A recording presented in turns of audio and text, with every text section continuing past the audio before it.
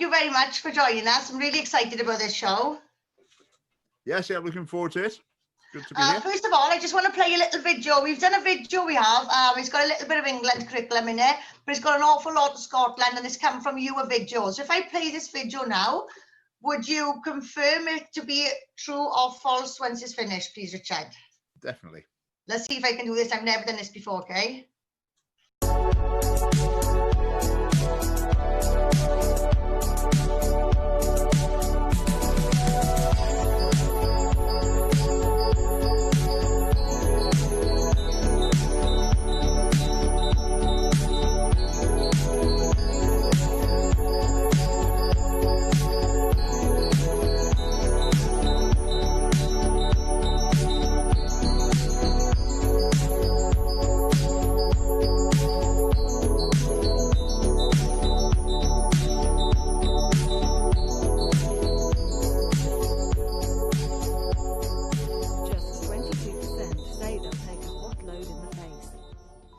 Only 30% will actually swallow said load.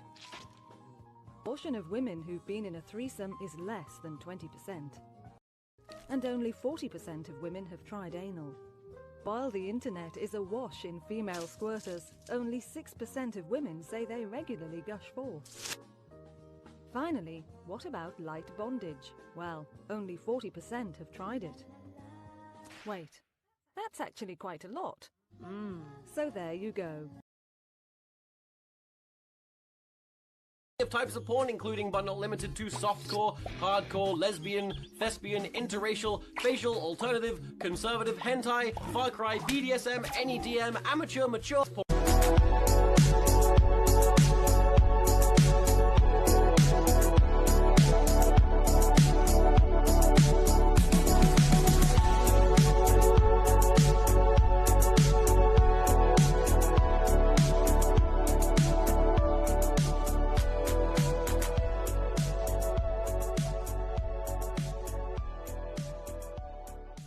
Could you tell us a bit about it, Richard, how you first came across it? And Yeah, certainly. I've looked into the sex education resources quite a lot. It used to be you just hear horror stories of what was going on in different schools. But then the Scottish government's done us a huge favour by producing official sex education resources that they recommend for use in every school in Scotland. And they're all online. So it's fantastic. So we're going to actually go and look at them and see the filth that they're peddling in schools from nursery upwards, and it's absolutely shocking. We've challenged the government about it repeatedly, but they just reply with the same bland, empty phrases. They won't grapple with the content at all, whereas lots of parents and just the general public that we contact about it are horrified by it, but the media won't touch it. right, funny you should say that, because obviously since January, that's when we found out we had no parental opt-out. I have followed this education myself since 2013 around the globe, so I was aware of it. The second I heard in the news no parental opt-out, I knew where we were heading. So within 10 minutes, we had found it. So we started our campaign, and obviously we can't get out and about with everything's going on with COVID. We have to attend these protests. We've got no other choice. And every time these protests get media attention, they will not put one of our banners. And we put our banners up with everyone else's. They'll take photos, but they will cut our banners out. They will not mention anything we speak about. And we're only talking policy, legislation, framework, and curriculum. That's all we are talking. They will not touch it. We've got the video that I just played now. We've actually got the screenshots laminated to show people, and the media will not touch it. Again, today, Adele, my colleague Adele, she was in a protest which had media coverage, and again, they just will not touch it. We challenge in the media, you're not touching it, and they point blank ignore it, But I just want to say as well, I watched another video of you with Richard, what's his name? John Sweeney. Yes. And correct me if I'm wrong, didn't he say that this education is to equip children for the changing world? Was those his words or not? Yeah, that's always what they claim. They always say, but they always try and claim that they're delivering the sort of sex education that I would actually agree with. So they claim that, you know, kids know what pornography is. It's out there. They're probably going to see some. So we have to prepare them and equip them so they understand about it and you know how to respond. So they say the sort of things that I would think, yeah, that sounds about right to me. But then when you look at what they actually teach them, it's completely wrong. They positively promote pornography. I mean, one of the videos, the video you showed there, another part of that, the narrator says, have fun with pornography. He says pornography is great. And he recommends different types of pornography to explore. But they won't actually defend that. So I said to John Swinney, your curriculum promotes pornography. And it says, have fun with pornography. It says pornography is great. And he'll just stand there and say, oh, no, it doesn't promote it. It doesn't promote it. But then what you do from there? I mean, if you could really pin someone down in a media interview or whatever, they wouldn't be able to get away with it. But because the media won't touch it, there's no politicians that will touch it in the Scottish Parliament. So they get away with these most ridiculous excuses for it. And it's very frustrating. Just going back to what you were saying before about the media, we commissioned an opinion poll over the summer, a professional opinion poll, cost £6,000. So asking people in Scotland about aspects of these sex education resources, showing them different images, giving them quotations from things. And basically the public are against it. They're saying, you know, that this is completely inappropriate. So we did a press release about this to the media. I mean, surely that's a news story, isn't it? Scottish government's curriculum, you know, only 4% of people agree that this part of it's appropriate or whatever. That is a news story by anyone's standards. And yet no one would touch it. And I think part of the problem is, like you were saying, you know, you show individuals, people won't believe it. They can't actually believe that this could be something produced by a government for use in schools. So then maybe that's part of the problem with the media. They'll look at it and think, nah, that can't be right. And they can't be bothered taking the time to actually go through and check the links. So they just think, oh, these people must be exaggerating. And that's that.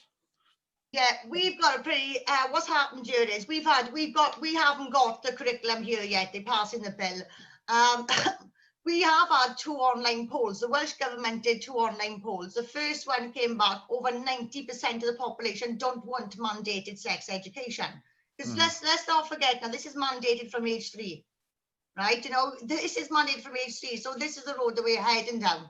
They did another online poll that came back, 87% said they didn't want it. Yeah. Our RSE draft hinted that we wouldn't have a parental opt-out. Now it was just a hint there, and it wasn't until January that they announced it in the media. Now they're passing it. So we try and challenge our government. Nobody will answer. And like going back, you mentioned the porn. Adele can talk a bit about porn because Adele looks into the child-on-child tax and things like that. I'm a criminologist, so I'm a graduate of criminology and an MA student. So I look at the safeguarding and perpetrators of abuse and things like that. Now, I've got a history as well in education because of my son is additional needs. So education policy is a thing, 15 years. And what strikes me with these documents is I'm reading models of offending. I am seeing barriers to disclosure. The words we get back off teachers, consent. That's fine to teach consent. No, it is not. Consent is rape. Simple things like that, they can't grasp it. Now, we all know that correct terminology sometimes safeguards children, sometimes, okay? So because parents have been told that now, they are willing to accept that. They're not even looking at the fact that they want the child to explain about the vulva and the sensation. Now, this is sex education. This is teaching children about sex. It's not biology. It's not safeguarding. It's certainly not healthy. You know, this is point blank sex education. But it's also aspects of this is also against the law. You know, what they do and they encourage it. This that falls under the definition of child sexual exploitation, because that's what's going on here, and that's what I've got a massive issue with.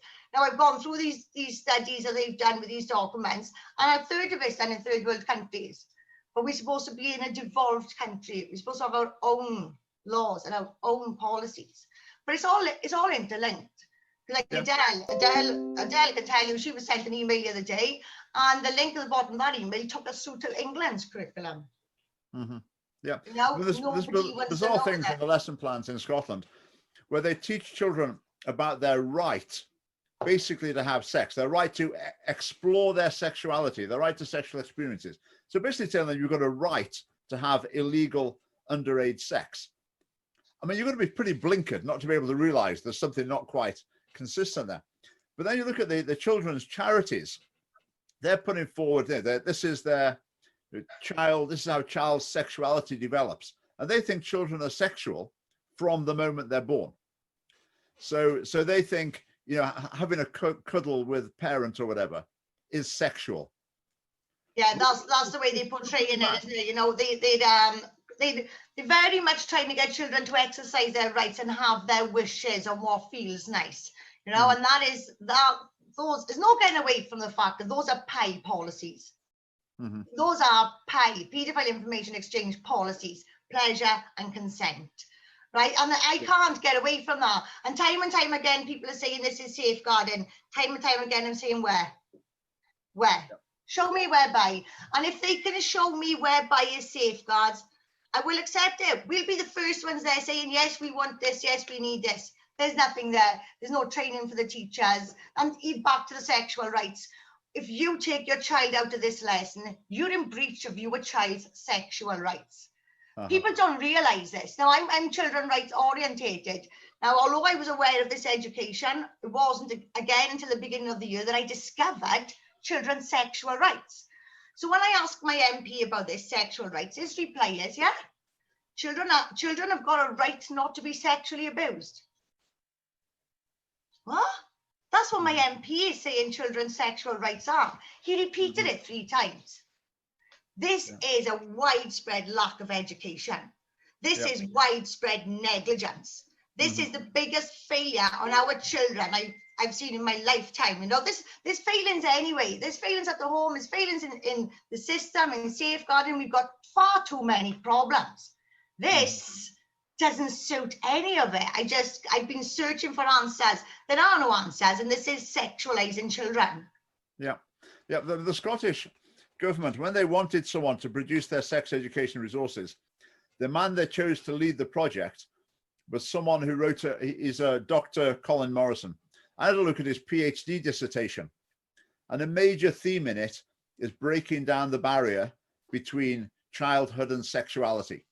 The idea that a lot of the problems in society, the problems in childhood, problems to do with sex, are to do with this barrier that society's artificially erected between childhood and sexuality.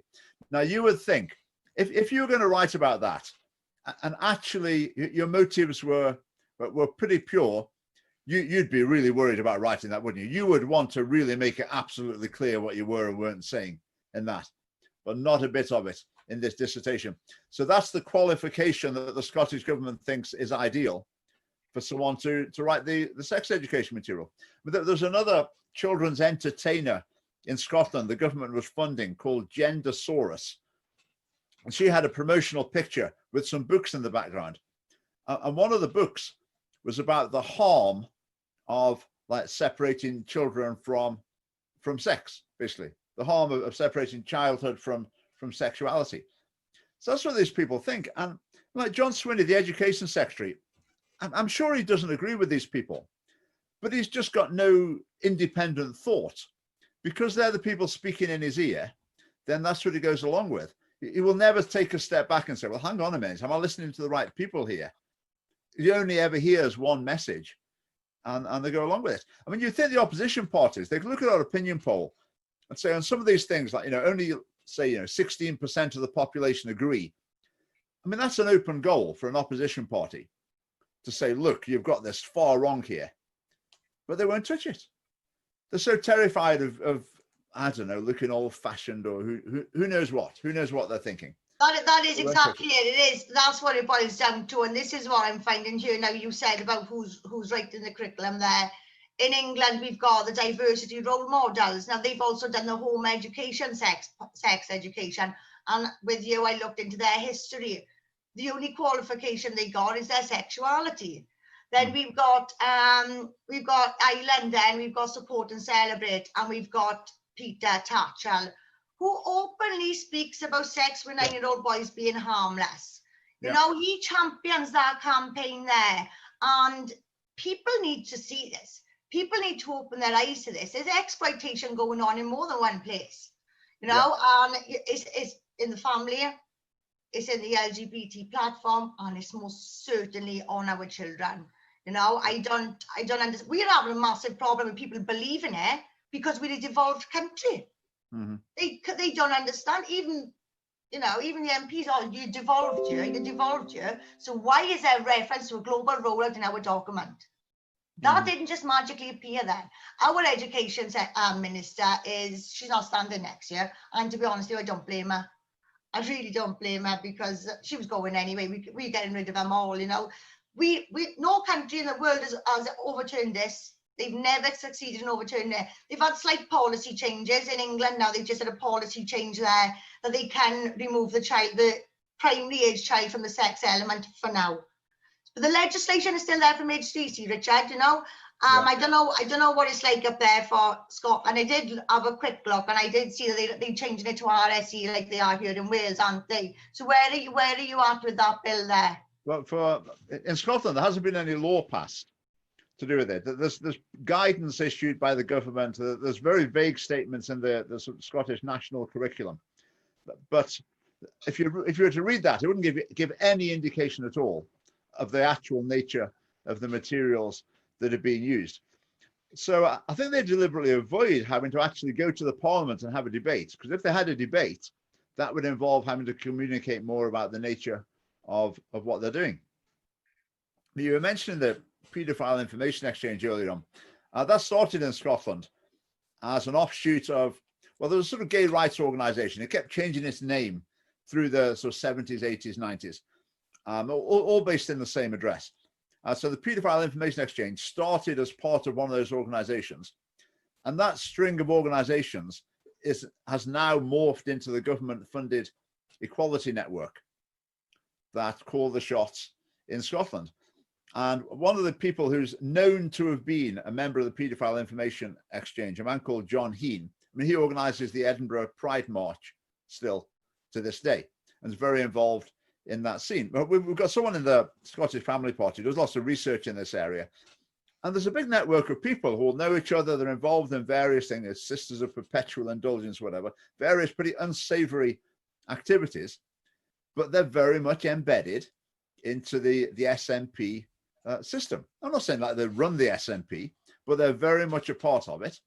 And when it comes to sex education, then like you were saying, that's seen as a qualification. If they're part of this world, then that's your CV done. You're in there and you can write the curriculum.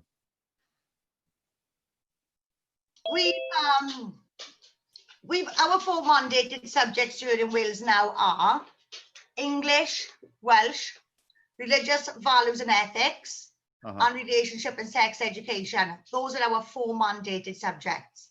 Yeah, that's the bill that's being passed. This is what we don't understand. Why haven't schools questioned that?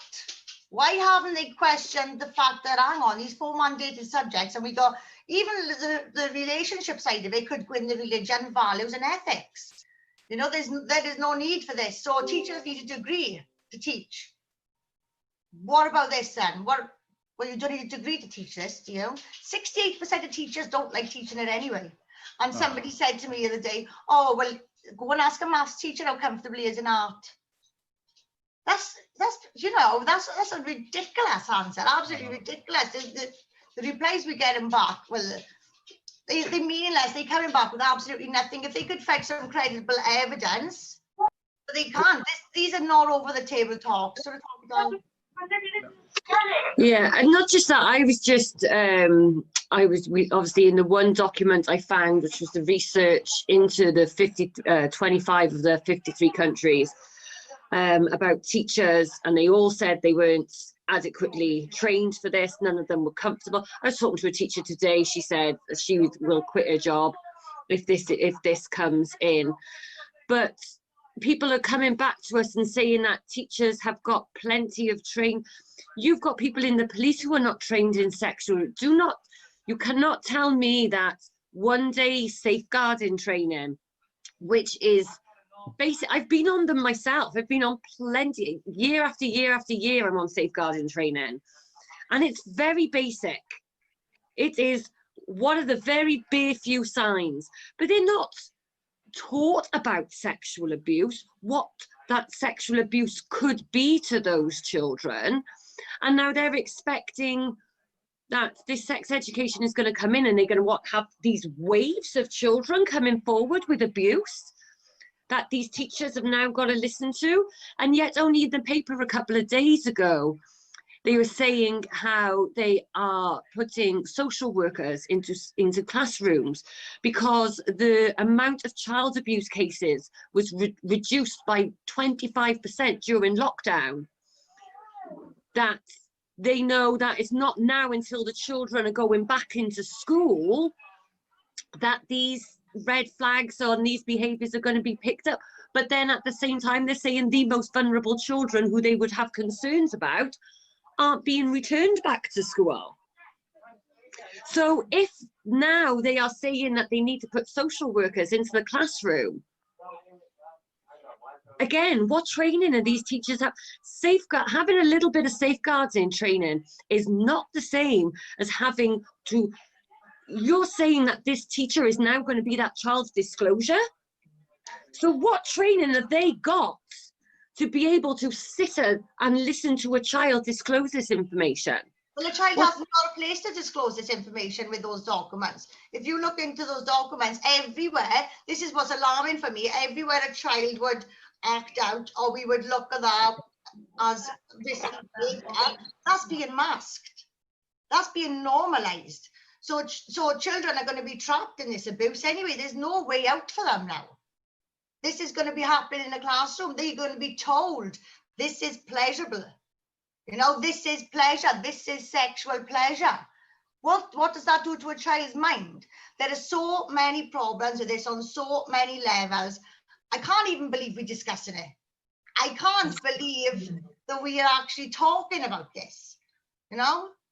It is, it's criminal. It really is criminal, isn't it? Like, from a common sense point of view, teaching children about pleasure is not safeguarding, is not, it's just, there's nothing that makes sense in it. You know, when you look at the documents, it scares the hell out of me. You know, those original WHO documents saying that, you know, they want to teach children about what is acceptable sex between the ages of 6 and 9. Children shouldn't even be thinking about sex between the ages of 6 to 9. They shouldn't even, it shouldn't even be part of their, you know, their mind. Like when I was that age, I didn't even know it existed. And when I did know it existed, it was on a biology level. I thought sex was to have children, and that's the only reason I thought. I didn't want to have it. I wasn't told it was pleasurable. In fact, it was the last thing I ever wanted to do at that point in my life.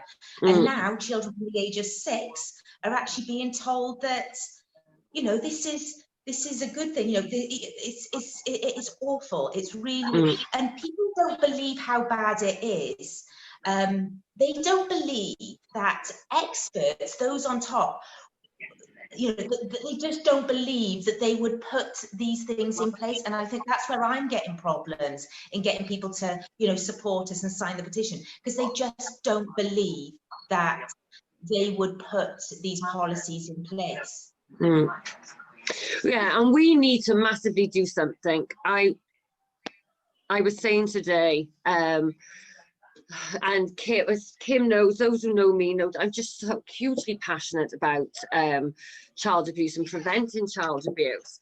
And to me, we keep saying, you can't have all these children now educated about child abuse when you have far more adults who are uneducated in it.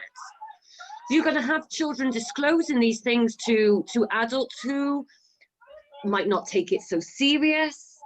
Or may brush it under the carpet, especially if they come from a family where abuse has already been swept under the carpet for generations. It's not just that. What you find is if a child is experiencing abuse, they've got like a flashing light on their head. They are vulnerable to it time and time and time again. Now what we do now, Richard, we take our campaign a little step further all the time. We're trying to stick to policy, legislation, and things like that. Now we're walking around with 29 pages conviction list of councillors, politicians, school governors, teachers, a children's commissioner. You know, a children's commissioner from England. They're agents. So we walk, because what we keep getting is, oh, they wouldn't do that, they wouldn't do that. We pulled out this list in a protest the other day and everybody's jaws just dropped, you know. This list hasn't been updated. And this is what we keep getting all the time. They wouldn't do that, they wouldn't do that. The problem we got, like you've said in Scotland, they're against it anyway. In general, they're against it down here, aren't they? But they're against sex education. But what they don't understand is they don't understand the severity of what's actually coming anyway. Because the Welsh government's passing it, oh, well, they're going to pass it anyway. They don't know where, they can't see where this is heading. They make out like the videos we've taken from you, they've made out like we've made them. You know, it's like we've made those. We've even been told that we should be prosecuted for speaking like this and printing it on leaflets. We should be prosecuted for this. Yeah, well, we made during the election, you know, Ian Blackford, that gentleman you probably see on the television down there, the SNP MP. We made a sign saying, you know, if you agree with the SNP's promotion of pornography in schools, vote Blackford. And he came out and remonstrated with us. He said that was very offensive and he was going to call the police. I don't think he did actually call the police. This is going to show it's just bizarre. It's so frustrating to have something swept under the carpet. But going to what you were saying about teachers, the materials in Scotland, surely a majority of teachers would just think, no, I don't want to go near that. I don't want to be doing that. But there'll be a little proportion of teachers, I don't know, 20%, 30%, who will think, oh, great. This is my big opportunity. This is exactly what I believe. So I'm going to go and do that. And so within each school, you've probably got enough people who will do it. But it's becoming the people who are going to just see that, you know, this is just a way of promoting their own values to the kids. Yeah. And sadly, the other teachers are tending to just think, oh, well, you know, I'm out of it. It's not affecting me. I'll keep my head down.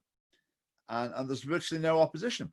But again, it is remarkable that from the entire teaching profession in Scotland, head teachers, I mean, anyone, virtually not a squeak of concern, protest, or whatever from anywhere. Now that is scary, isn't it? That is scary. Are people like scared to step forward? I think that's the case. Yeah, that's the case for a lot of people. In Scotland, virtually everyone has got a reason to be afraid of saying the wrong things, because it's either going to affect your job, or it might affect your partner's job, or it might affect the course you want to apply to, or the next job you're going to apply to, or whatever. Just people are just a bit worried that if you're the one who speaks out, and if you're in a school and you were to say, comment publicly and say you think the Scottish Government's sex education resources are terrible, then that's Education Scotland who produced those resources. It's Education Scotland who comes and inspects your school.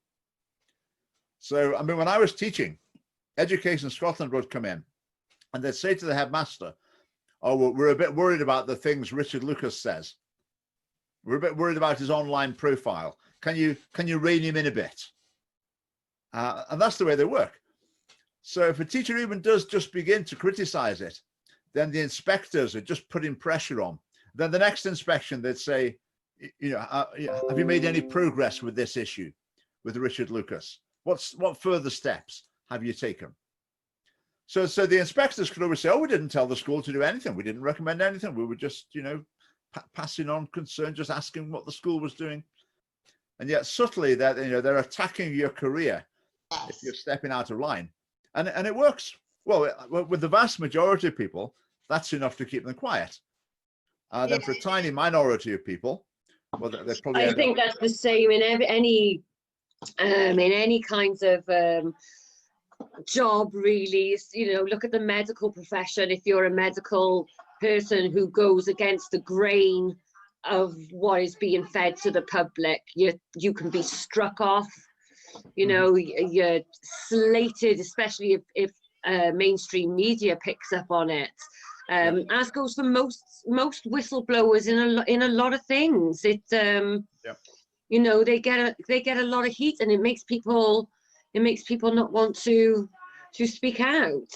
Yeah. You know, I said today again, we were saying earlier about, you know, even the fact that you're saying the media won't touch this, and just saying it just makes everybody complicit. Yeah. You're complicit in hiding it. Yeah. Yes. There's no forum for communication, because in Scotland, the General Teaching Council of Scotland produces a magazine for teachers, but that's run by the government, so they're never going to put anything in it. Then you've got the Times Educational Supplement, the education newspaper in Scotland. They won't touch it either. I mean, the government won't touch it. They're not going to like start discussion groups around the country. So there's no official forum for there to be any conversation in. And everyone knows if they try and bring it up within any groups that they're connected with as a teacher, they're going to be in trouble.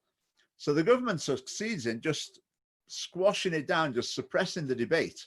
But it shouldn't be possible. People should have the, stand up for what they believe in and be willing to just speak out. It shouldn't be the situation. But the Scottish government seems to be able to succeed in just suppressing debate. It's exactly the same in Wales. Honestly, Wales and Scotland are so alike in that sense. We feel trapped. We feel trapped. There's no democracy in this country whatsoever. Even the politicians that want to speak on behalf of us, they're not getting given the airtime. They're not going to give them the amount of time in the Senate to debate it. But do you know what? This is no word of a lie, Richard. This is the God's honest truth. We run a petition through the Senate, and the information you can put on there is limited. So we try to get as much links on there as possible. And like for this children's sexual rights, they removed that and they replaced it with this thing. I don't know what the hell it was. And when I clicked on it, it was like an advert. It was a celebration of abortions. It was an adult site. It was absolutely nothing at all to do with that. And it made it look like it made a mockery of our petition. People aren't getting the emails to authorize, to say that they've signed it, either to confirm they've signed it. We're having really bad problems, bad problems. They're changing the words and everything. It's like we've done freedom of information requests because we want to know who put that global rollout in there. We know what's going on, and we're not going to shut up about it. And first of all, we're told, there's 5,000 civil servants on it. Then we're told it's solely the Welsh government. There's no researchers, nobody else on it, just them. And these ain't over the table talks. They can't be, because if they were over the table talks, it wouldn't be going through. It wouldn't be going through, and it wouldn't be put through slightly like that either, Yeah. We found a lot of the SNP politicians, they don't know about it. So someone will write to them, send them our document on it and say, look, we think this is appalling. What do you think? And the SNP MPs and MSPs, quite a few of them reply saying basically, no, I don't believe that. That's from an unreliable source. That would never be taught in a school. That's the problem we are getting here as well. Del, do you want to say about Torfaen Council? Yeah, again, we're getting the same here. Because some schools have started sending out messages about RSE, which they shouldn't even be referring to it as RSE at the moment, because it hasn't been passed yet. And so then parents have, in fact, one email, I can tell that the school has received one of my generic emails because they've brought up UNESCO in their response, and UNESCO is in the RSE draft who's saying for us to refer to as guidance. And it's saying, yes, it says about UNESCO. Yes, all the research from UNESCO comes from all these different countries, but that's not what we're teaching. And you have got an opt-out. So parents instantly are going, well, they're lying, because the school's just sent me a letter saying that we're having a Welsh education. And there is an opt-out, and we're saying it's terribly frustrating to have even one school it moved from RSE, the next email it was now SRE, which is English. And they sent us the policy for it, and I'm saying to people, but hang on, that's the policy that brought you the All About Me, which had sexual stimulation from age 4. And as quick as they removed it, they can put it back in. But again, it's great in Scotland, because they've produced these sex education resources, and also on the website it gives a paragraph that schools can send out to parents, so parents know what's being taught. So the paragraph that goes to parents is, this week we'll be learning about positive attitudes to sexuality in relationships. They look at the lesson, and it's about like oral and anal sex or something. Like total disconnect with the description and what actually goes on. But when we sent our opinion poll results to John Swinney, the Education Secretary, and the little video clip that Kimberly showed at the beginning had that bit where there's recommending different forms of pornography, and there's a picture of someone having sex with someone in a Zimmer frame. I mentioned this at the rally today, Richard. There was that. There was the banana dipping into Nutella, that sort of thing. So we said about those, and we told him the poll results for them, and he replied by saying the questions were out of context, which was rubbish. The question said, this image is from a video for this age group on this topic. So it wasn't out of context. It was completely in context. Then his other reply, this is hilarious. He said, you need images like that in order to keep the pupils engaged. So there's, how do maths teachers manage? I mean, do they have to slip a couple of pornographic images when they're doing quadratic equations just to keep the class interested? I mean, a laughable response, pitiful. I don't find them engaging. I find them appealing. I find them, do you know, it reminds me of a John Lewis advert at Christmas. The music, the tone, the pictures, and it's like asking the kids, only 40% of women tried anal. Are you only 40%? It leaves a lot to the imagination, which we shouldn't be. Somebody said, are you twisting it? Isn't that worrying? Shouldn't you be twisting things in the context of sex around children? Isn't that how you safeguard? Isn't that how you measure risk? Yeah. We seem to be coming up against a brick wall all the time, but we are not putting up with this in Wales. This is why I was up north today, and I'll be up north again next week. Adele was in Newport, I was in North Wales. We can get to north and south in one day, We need to get the entire country. Nobody has got rid of this. And it's not for us, Richard. And what I say is, and I said this today, and I'll keep saying it, I cannot understand how when you're being told, especially if it's going to be mandatory, that your child is going to receive, if the words child and sex are in the same sentence, you better believe I'm going to be investigating that. Yeah. Why? And for me, it baffles me. I can't understand how more parents are not the same and just aren't doing the same. They'll kick off. God forbid it be a religion or something to do with religion they don't agree with. They'd be upset. Well, that's what I found. When I was an article online, and in the search bar, it was Israel 365 or something. The search bar was for this article, and it was sexual stimulation in Spain in 2013. Straight away, that's Jewish propaganda. That's crazy Christians. That's homophobic Islamics. Every time a story comes up, but it only took that one article for me to go looking. And then the following year, there was a book on bondage in a kindergarten shelf in California. It took an entire year of campaigning to remove that book. So they removed that book in 2015. In 2019, they brought in the legislation. Do you know, I cannot find that book anywhere online. I cannot find the name of that book. I buy them. I bought a few of the Scottish government as well. Everything in the middle of the night, I'm looking, I buy in these books. I cannot find that book anywhere, the name of that book. That tells me it's coming back. Because the other books have been banned, like the one about the boy speaking about having oral sex at the age of 6 that they're using in the schools, that's been banned. But you couldn't get a name for that. But this bondage one for 4-year-olds, this is on a kindergarten shelf. It took a year. How did the parents know it was there? Because we don't know what's on our kids' schools' shelves. So I think that they found that out by, that was just coincidence that they found that out. That was just luck, pure luck. With the reading lists with the Scottish educational resources, they're obviously, it's as though they've been written by LGBT groups. But there's one book I've just got here. Let me grab it. What Makes a Baby? I made a video about it. And it says to make a baby, you need 3 things. You need a sperm, an egg, and a uterus.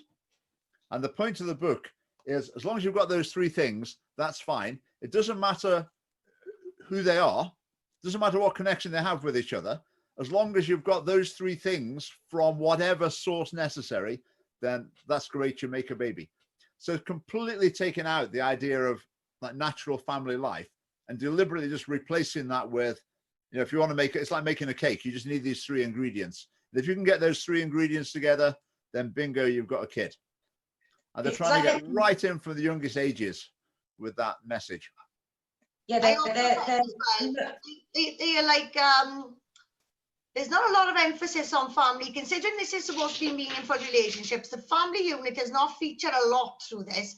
What I see is family split. I see a lot of a child overriding the parent. Now, you know what happens in teenage years anyway, you know? And I can't, like I said to Lucia's married and she's got 2 children. I'm a single mother of 2 children. Just because Lucia's married, that does not make her family any more of a family. Because I'm a single mother, that does not make my family any less of a family. So we don't need these lessons for that. You know, why aren't these children being told, I live in a family house. Lucia lives in, we all live in a family house. So that is relationships. None of that is in there. None of that is in there at all, you know. Once or twice they might pick up. And then another thing as well, arranged marriage, that's fine. Arranged marriage is fine as well. That's, they very rarely speak of marriage, but arranged marriage they talk about. That's forced marriage. That's forced marriage, you know. These are in the document from age 5 to 8. And the Scottish curriculum, and the only time marriage gets a mention really is when they're talking about same-sex marriage. The actual understanding of philosophy of marriage just doesn't get a mention anywhere at all. It's really bad. It's almost like they're promoting promiscuity as well. That's a real dangerous concept for children to have. Like from a, you know, if people as adults, however you want to behave, that's absolutely fine. But to encourage children, this concept of, you know, like what that book was saying, doesn't matter what sperm and egg it is, as long as they've got that together, you know, that's really dangerous. And children are very impressionable. So if you're teaching them from, you know, sort of before the age of 10, that it's okay to be experimental, then that's exactly what they're going to do. Whereas it should be teaching children about respect, like just respecting your own body, respecting other people. And this alone will stop things like, or prevent things like, you know, STDs, pregnancies, teenage pregnancies, because they are less likely to have a more sort of, they're more likely to have a more conservative view about sex. So they'll wait until they're in a relationship. And, you know, if you're in a relationship, of course, you're going to talk about protection before you take that step further. So it's all, you know, to me, I just think it's all very seedy. And they're teaching children how to do that. The message is definitely, you know, go ahead and have sex. That's what we assume. So that's normal, natural, and healthy. But their only goal is if they could manage to avoid getting pregnant or getting an STD, if they can just manage those things, then as far as they're concerned, that's victory. So if they've had a string of sexual partners that's going to lead to relational problems through life, all sorts of problems through their emotional development, etc. They ignore all of that. Don't mention that at all. It's just if they can have their good time without getting pregnant or ill, then that's about as far as it goes. That's victory for them. No, and it is appalling, isn't it? Because if you think about the emotional impact and the mental impact of children, or, you know, sort of like young teenagers, or even older teenagers, like being, you know, having multiple sex partners, it might seem okay at the time, but, you know, when they reflect back on it, it can make them feel, you know, really bad about it. So, you know, it's not good enough just to have, oh, it's okay, you know, we've reduced the teenage pregnancies because they all know how to take contraception. That's great, but what about how they're actually feeling? And that's gonna, you know, that's a huge problem in itself. There's also as well, there's the rise on child and child sex attacks, you know. I don't know the statistics for this, Adele does, but the record of rapes, you know, I think it was something like 600 rapes in school over 2 years. You know, Adele's back, she can tell you more about that. Yes, yeah, so I did a bit. So just in, so this came from, again, I think it was a BBC investigation, and a lot of the information came from Freedom of Information requests to police departments. And yeah, in the space of 2 years, well over 2,500 reports of sexual assault, and 600 of those being raped, and that's on school grounds. You know, so we've already got a huge problem here. And again, I just want to say, I do absolutely agree there needs to be some sort of education. I think in particular for girls and boys are very different, and especially at teenagers. The male, the young boy often is not having sex for sexual pleasure. He's got an end goal, and that's the end of that sex. That is what he's waiting for. That's what he's ravaged by hormones, and he's got one end goal, and that girl is just an easy way to get to that end goal without you doing it themselves. And for girls, you'll find you'll have so many then who, I certainly grew up with plenty of them myself, who were then just having sex because that's what the boy wanted. And I think even you start encouraging it even as pleasure, I find you're gonna, whether you're teaching consent as we know that you can't or not, I think you're still going to just end up with a hell of a lot more of younger girls feeling more peer pressure into having sex. And again, it's putting an adult perspective on sex onto children, and some of the things that they're going to be learning about, most people are not doing until they're in a relationship and in their 20s themselves, and discover it with each other. We're having the Scandinavian countries being used to us, yeah, but look at their low STDs and their low pregnancy rates. Well, when I'm talking to an officer from the sex crimes unit, he's saying to me, that might be low. We said, but their child sexual abuse is rife. Yeah. So you know, and again, pregnancy and STD prevention is, you know, again, that comes into kind of part of safeguarding again. And it isn't consent, it's teaching girls that they don't have to be pressured into doing something. And I do think that most teenagers they're not all, they're making out that these teenagers are rabbits that can't control themselves, and it's not, it's education, that it's, yeah, well, as we said, it's not this is not safeguarding, this is not helping, this is not educating them, it's turning sex into something very seedy. And whoever came up with the idea that the right message for 15-year-old boys is don't have sex unless you really definitely feel like it, unless you really definitely feel ready. I mean, who came up with that idea? I mean, who really thinks that 15-year-old boys can really make the right decision? You know, that's all that's going through their heads, you know, with that at that age. Yeah. Look, we've discussed it many times. So you've got voting going down to 16. You're going to have a whole load of children who have just gone through, especially those who would have been indoctrinated with this since primary. And then they get to secondary. And then lo and behold, the debate comes up again, whether the age of consent should be reduced to, say, 13 or 14.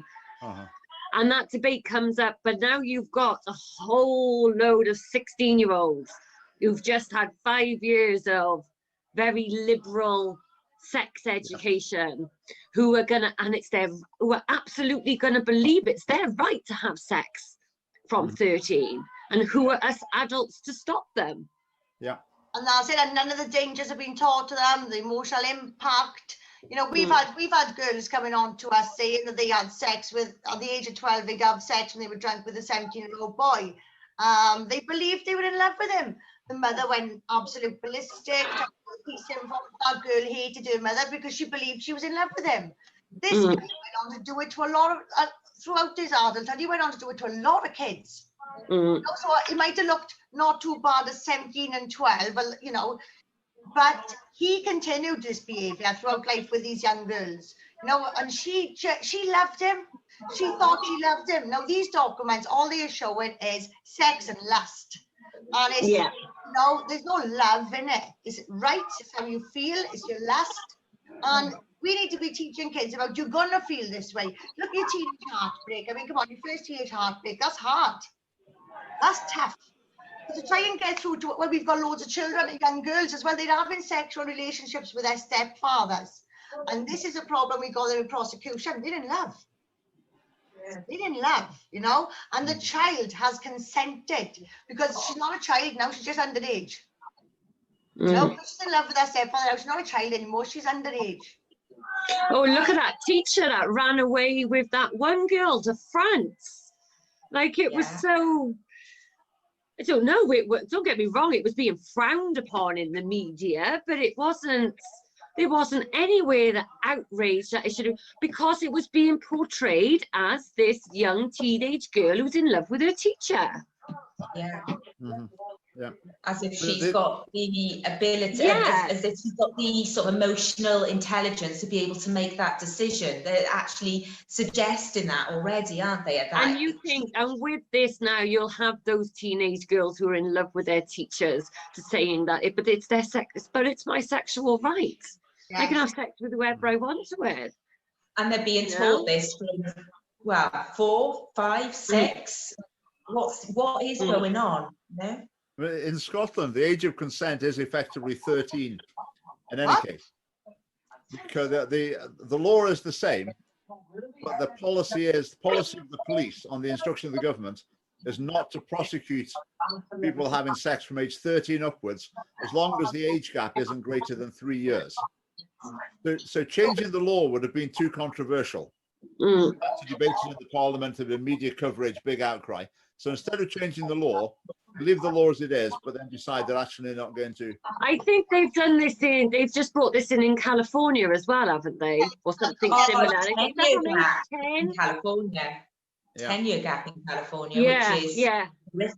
And on the curriculum in Texas, they've introduced paedophilia on the curriculum as well. So if to have a look what's going to happen here, you see it going around America, because that's where the documents are essentially printed.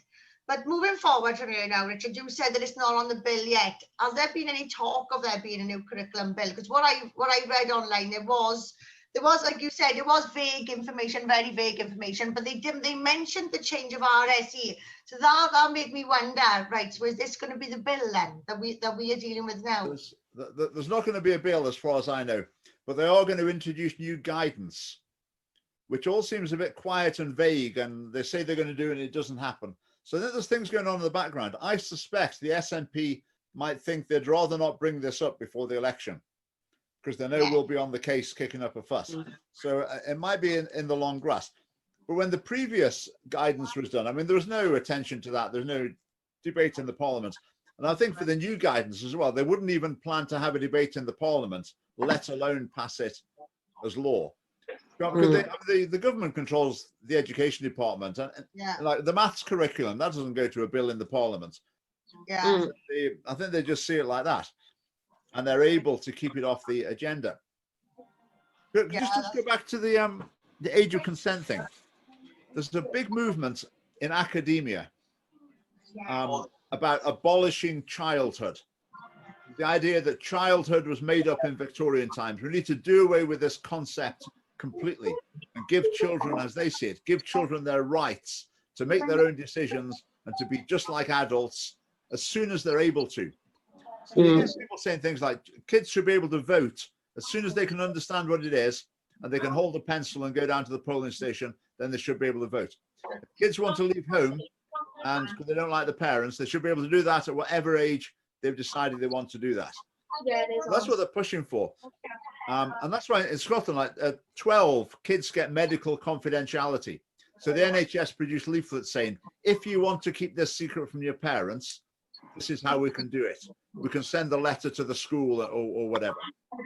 That's the way they're going down. And that's often what they mean by children's rights, treating children like adults. And inevitably, like if you're a 12-year-old in Scotland, you can consent to open heart surgery and your parents don't even know about it. It's awful. Within that context, then when you get onto sexual consent, obviously it makes sense.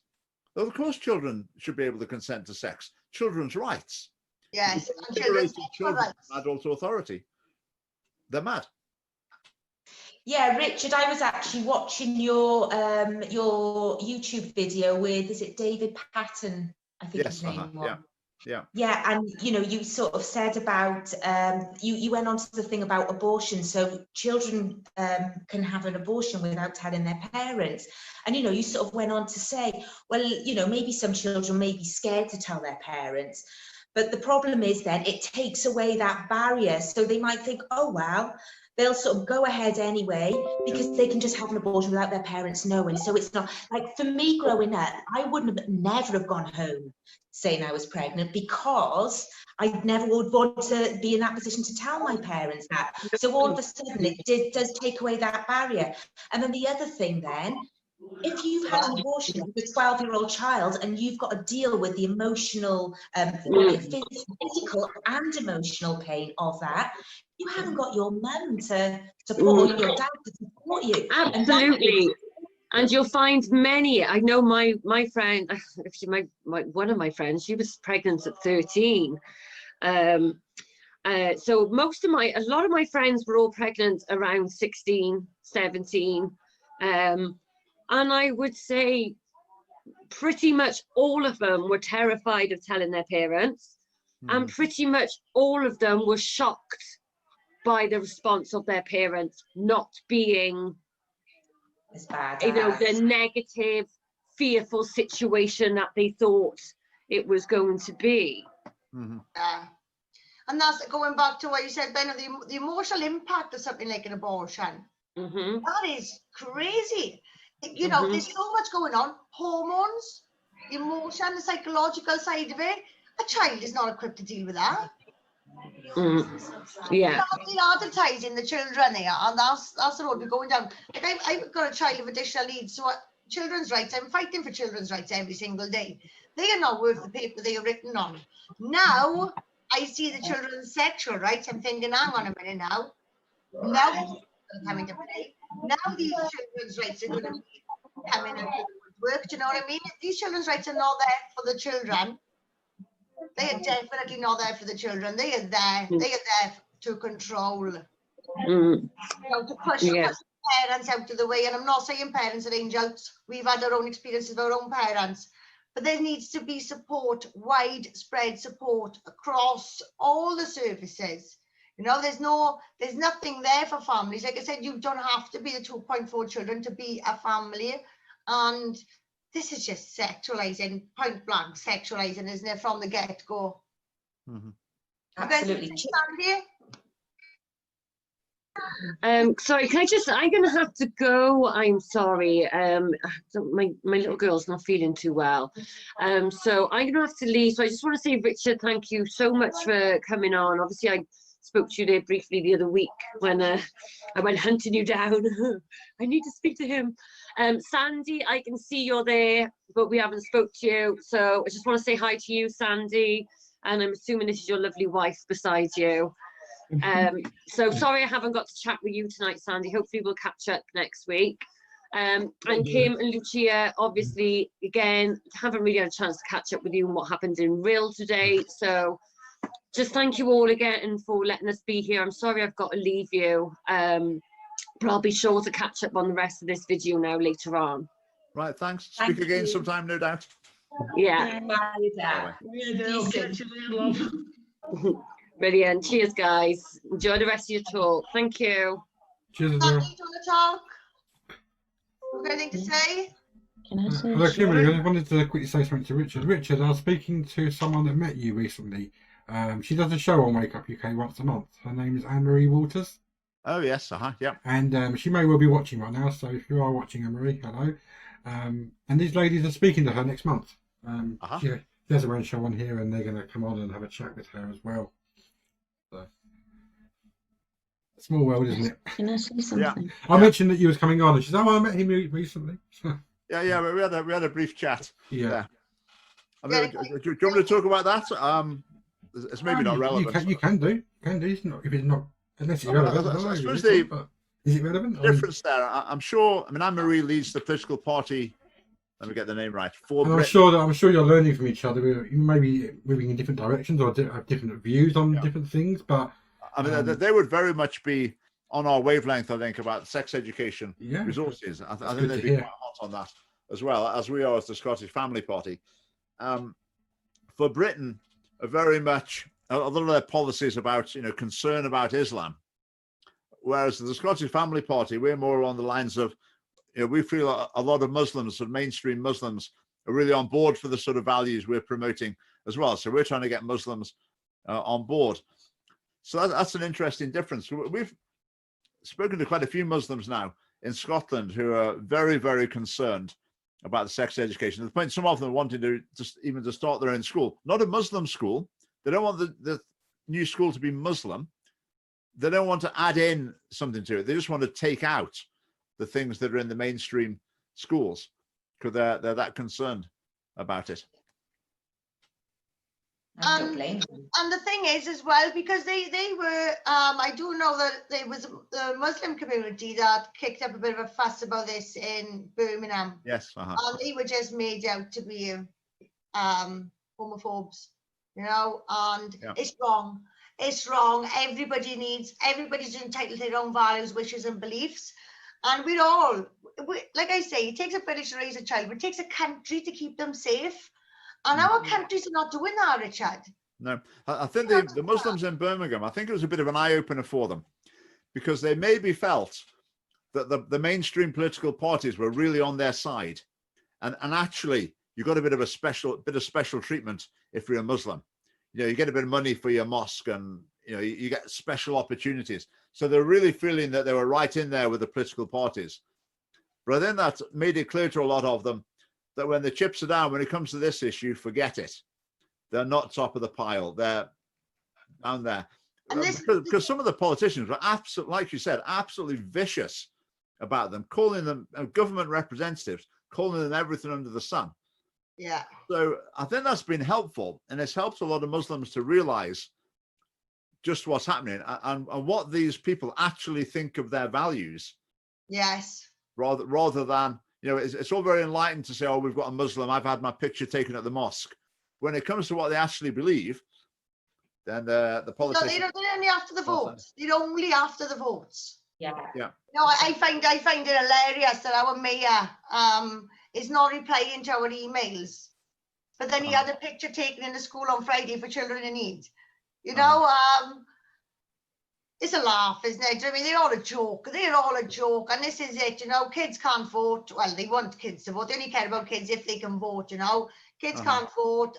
To be honest with you, what I have found is as well, a lot of these politicians in the Senate here have been there 20 years. Yeah.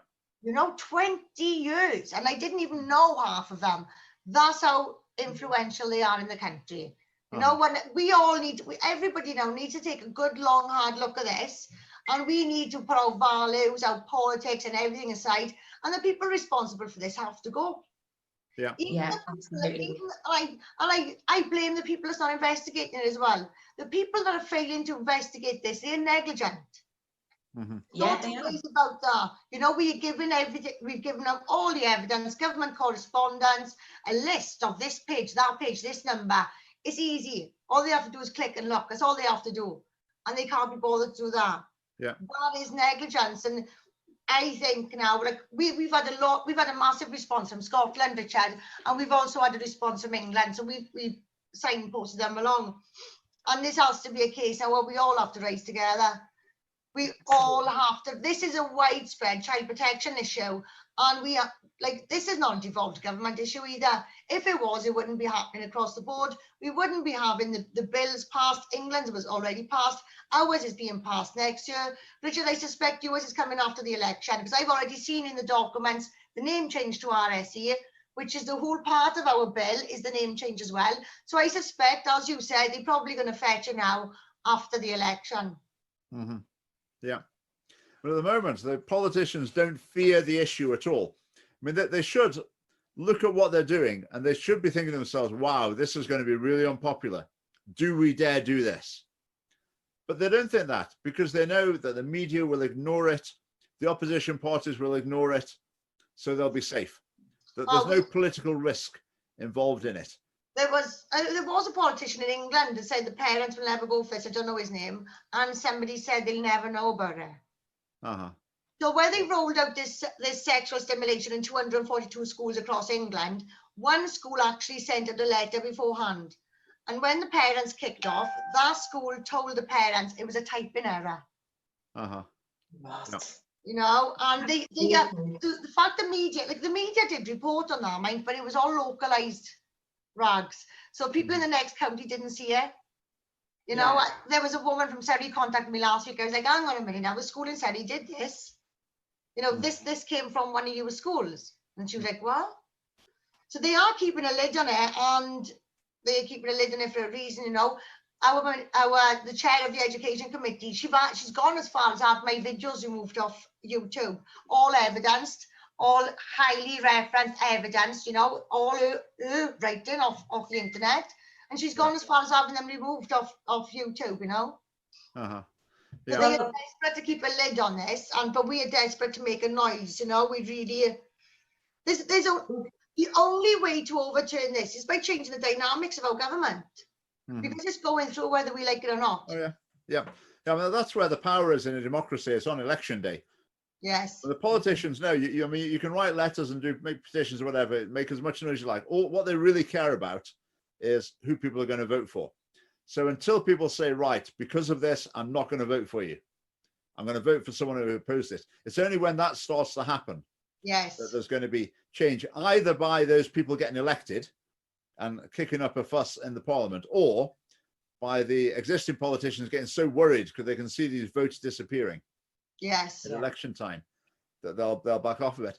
But I think in the Scottish Parliament, I don't think they're capable of turning on this issue, because we've made a big thing of them, like that video you showed promoting pornography. All they'd have to do to defuse that particular line is just cut that one video from the curriculum. Yes. Very, very minor little step. So you would think that they might say, okay, let's just cut that little bit, and then at least we've taken away one of their lines. But they won't even do that. They're so cocksure that they can just do as they please, that they won't even make the minorest change to take out the most egregious content. Well, we are not accepting that. We're not accepting policy changes. Because like I said, I followed this around the globe since 2013. The fact this global rollout is referenced in that RSE draft is enough. We can't accept policy changes. The last time legislation was changed for education was 20 years ago. Now, the document they signed up for 2 years ago was sexual stimulation, masturbation, sex education from birth. That was just 2 years ago that document was in play. I am not prepared to have RSE on our curriculum bill for 20 or 30 years, and they can play about with the policies. I can't do it. I can't. If it's the last thing I ever do, I can't allow that. It's not, you know, it's... I mean, what will happen now, as this is implemented, more and more shocking materials will be used in schools, and you will become aware of more and more of them. Yes. And that's your best ammunition. Because, I mean, arguments are all well and good to people who will spend a few minutes to listen to what you've got to say. But if you've got a shocking image, and you can say, look, this is it, this is what they're using for 9-year-olds or whatever, then that's so much more powerful, and so many more people will get on board and will be concerned at that point, because it's just an instant reaction. People just know it's wrong. Oh, they know. A lot of, like I said, what we keep coming up against is the fact that we devolved, because we're a devolved government. Nobody can see past Cardiff Bay. Nobody can see past it, although the Cardiff Bay document tells them. And this is another thing, you know, so we've got these documents for educators and policymakers. Now they're going to come along and pick that document up, and they're going to read it, and they're going to go by it. They're not going to question it. They're going to question that. It's a document, you know, it's referenced. Never mind where those references come from. They're not going to check, are they? You know, so it's got to be right. It's got to be right. They're not going to question it. And then the actual RSC draft as well, it doesn't look that sinister either, doesn't it? The actual draft itself, it looks, you know, it talks about relationships, it talks about, it actually looks okay, but then it's just that reference to UNESCO, and that's what scares us, because we know what that's about. Yeah. So we're just going to fight. We're just going to keep fighting here. We got We can't give up on this. You know, if we give up on this, this is the biggest failure in our country in my lifetime, you know, and we've got enough problems as it is. We can't be dealing with this.